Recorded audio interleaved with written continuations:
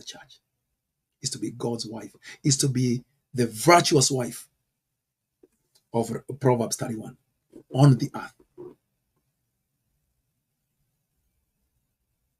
I've already shown from Isaiah 54 that what John sees coming down, the bride who is adorned with all kinds of jewels, is what Isaiah sees in Isaiah 54. And in Isaiah 54, we are told that she will live on the earth and there will be enemies who will stand up against her and they will fall because of her.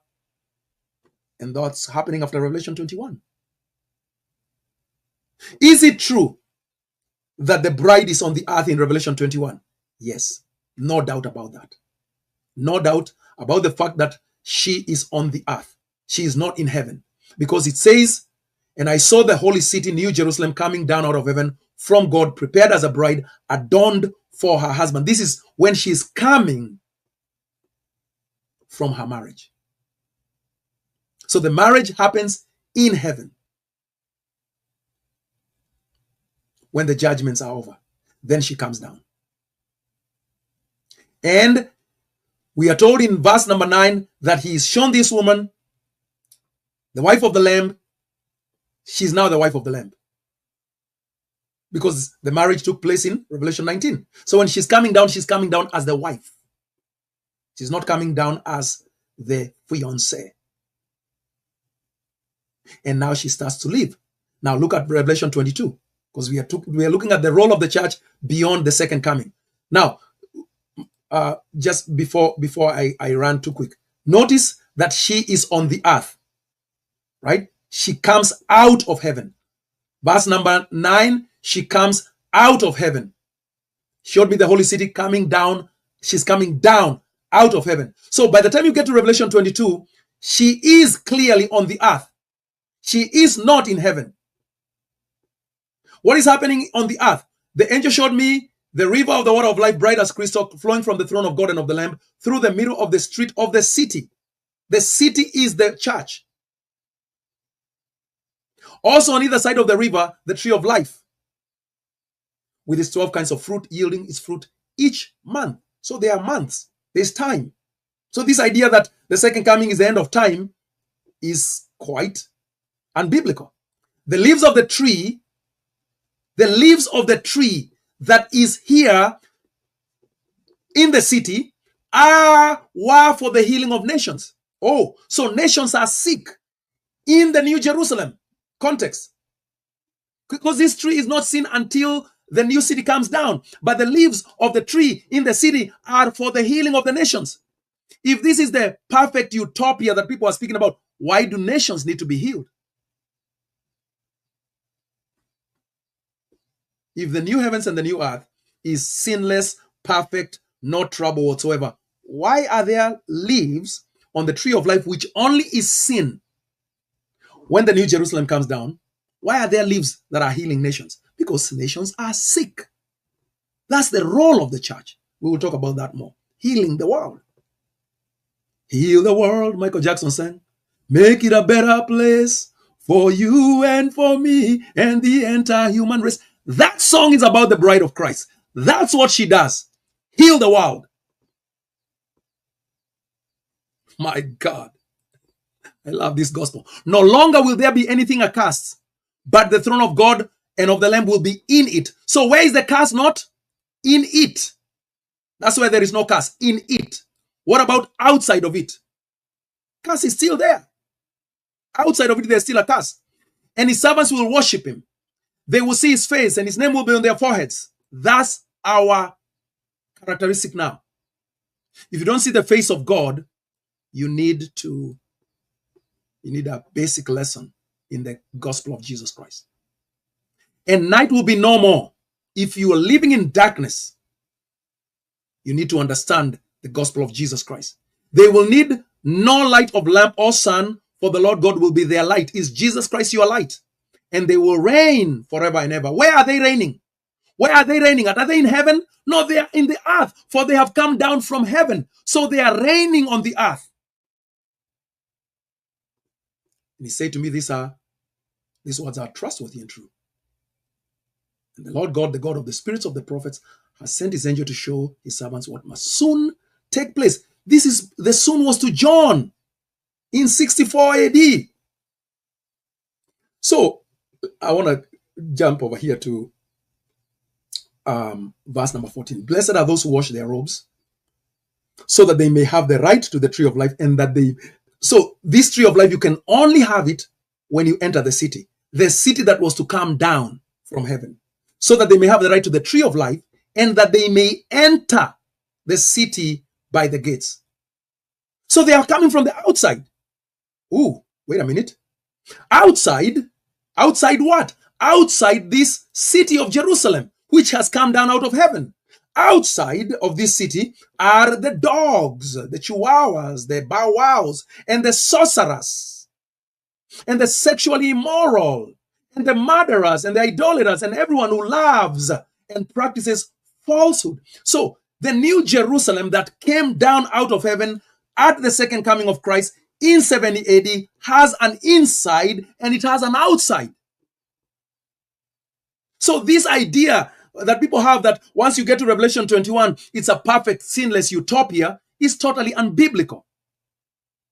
Because God never promised at any point of the Bible that he was going to come to the earth and take people out of the earth and take them to heaven.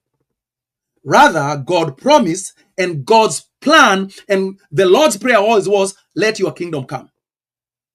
He never said, let your people go. Oh, he told Moses, go and tell them, let my people go. But not to heaven. Now, I'm not denying heaven. Because people say, it's denying heaven. Oh, what happens when we die? The plan of God from Genesis 1 to Revelation 22 was, how can I bring my kingdom to the earth?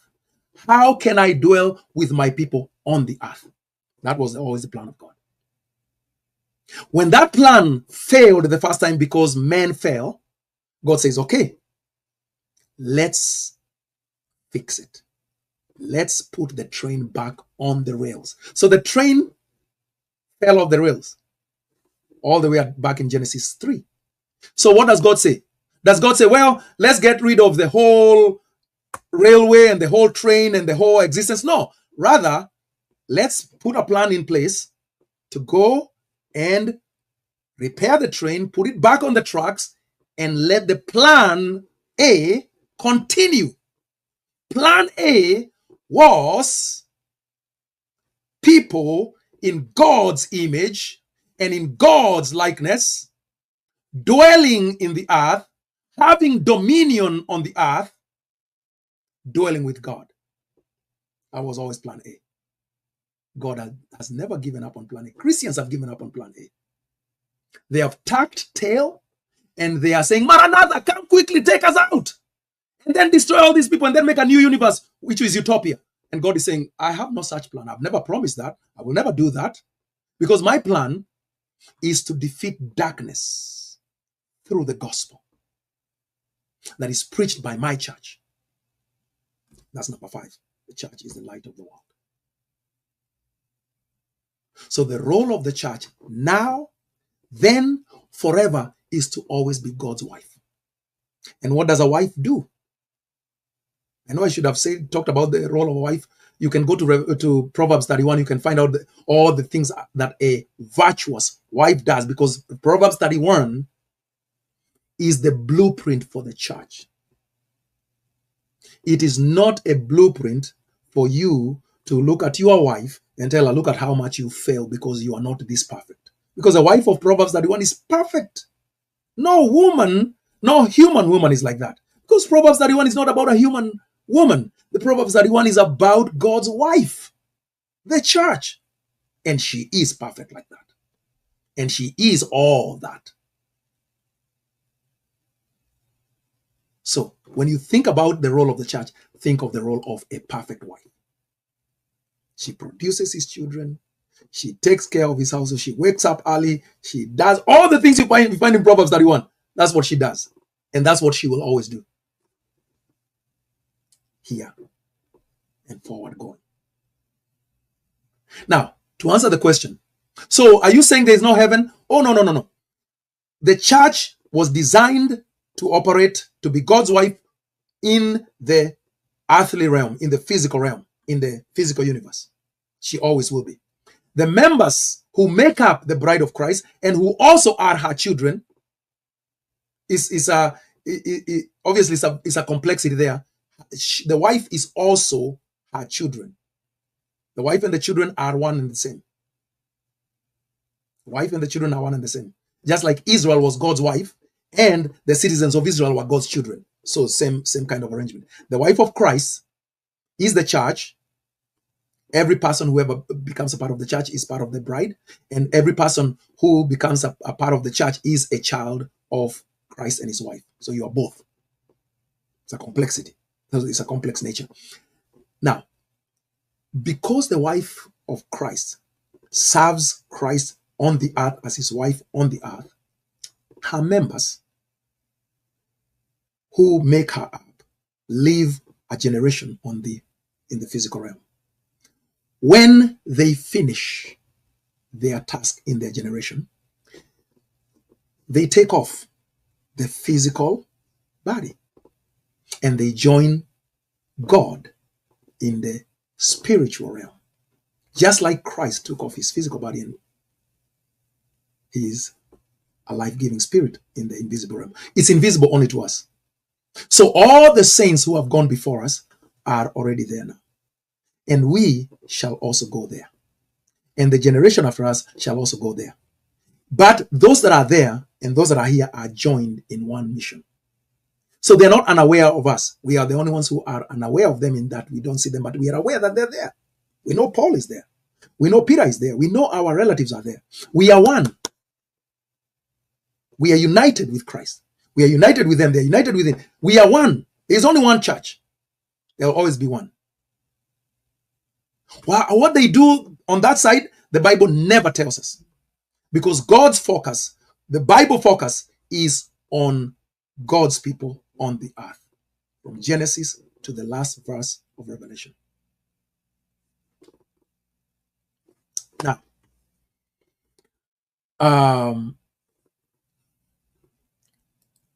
can you guys give me a minute and I'll be right back. So we will take because I see some questions and I think that it's important to answer them. So, and what I'm going to do here, let me see. I'm just going to take a minute. I'll be right back. I'll be right back. So please be watching this just for a minute.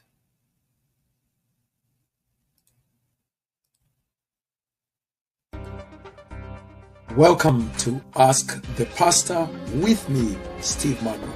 On this channel, we discuss the scriptures like Bereans. We ask questions and we seek answers to better understand our God and the world that He has given us. Our greatest ideal is to glorify God, edify the saints, and pique the interest of truth seekers in the gospel of our Lord Jesus Christ and His eternal kingdom on earth. We feature live streams and recorded teachings, including our Sunday services and Bible studies at the Well Church here in St. Louis, Missouri. Do not forget to subscribe and hit that notification bell so that you can receive the latest broadcast from us. And I pray that you will be blessed. And please do get back with us and give us as much feedback as you can so that we can improve and make our channel as good as it can be. Thank you so much. All right, I am back. I had to take a quick short break. So let me answer questions real quick because I see questions and I did promise I'll answer questions. I didn't even know Irimo was here earlier. Irimo will have to do that one another time. She was talking about the curses somebody was talking about somewhere else.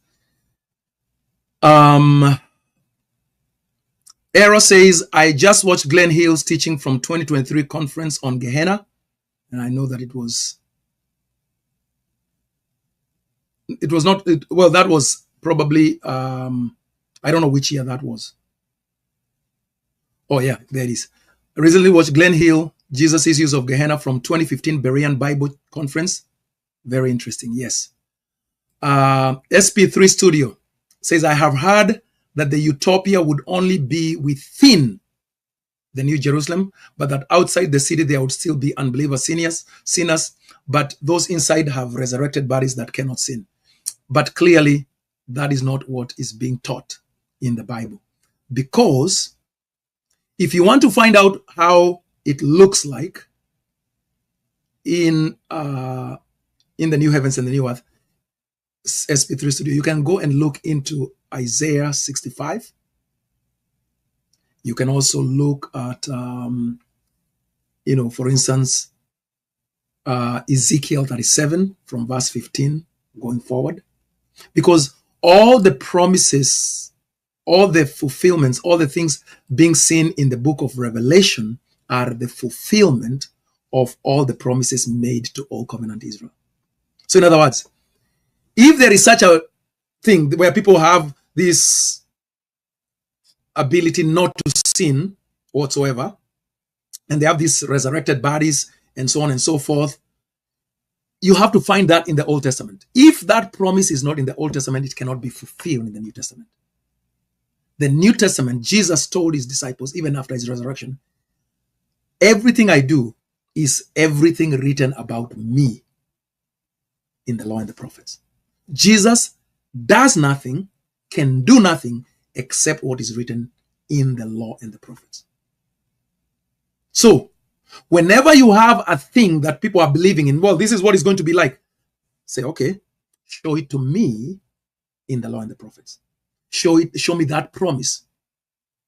Show me that promise in the law and the prophets. And you will find that there are no such promises. Those are fantastical ideas that Christians who have ignored the Old Testament and who have ignored the basis of the law and the prophets as being the basis for the fulfillment of all promises to Christianity. And Christianity is New Covenant Israel. And Christianity cannot receive anything that was not promised to Old Covenant Israel. Now, there are no special things apart from what was promised to Israel. So hopefully that helps. Okay, next, Pastor Steve, what you said about Proverbs 31, woman being the church, just lifted a stressful burden off my shoulder. Yes. Now that one I can tell you that even before I knew about fulfillment, I always knew that Proverbs 31 is not about my wife. If I was to put my wife on that standard, even if she was to put herself on that standard, she's not able to do all that. And my wife is an awesome woman.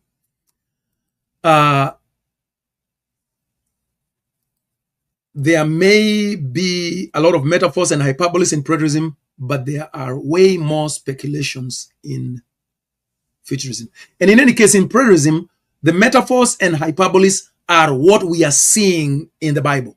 So in other words, we are not making them up. They are right there. And we are able to go and see, oh, that's how they're using that. That's why they're using that. And for instance, you can see that in Revelation 21, when he's describing the city as it's coming down with all the jewels. If you don't read Isaiah 54, you will not even understand what you're seeing. But when you read Isaiah 54, you're like, oh, he's talking about the new temple, the new city. He's talking about the new people of God. He's not talking about a building. So that's important to see that. So anyway, I don't see any other questions. And so that concludes this part of the role of the church as the wife of God. I know I've not fleshed out what that really looks like, but I hope that just telling you, go and look into Proverbs 31, see what the Proverbs 31 woman does. That's what the church is to do here, now, next generation, 10,000 generations from now. That's what the church will always be doing, being the wife of Christ, producing children for him, nurturing his children, reigning alongside him, and all the things that a queen woman does. So until the next time, I want to thank all of you so much. Thank you for always being very patient with me as I try to explain these things.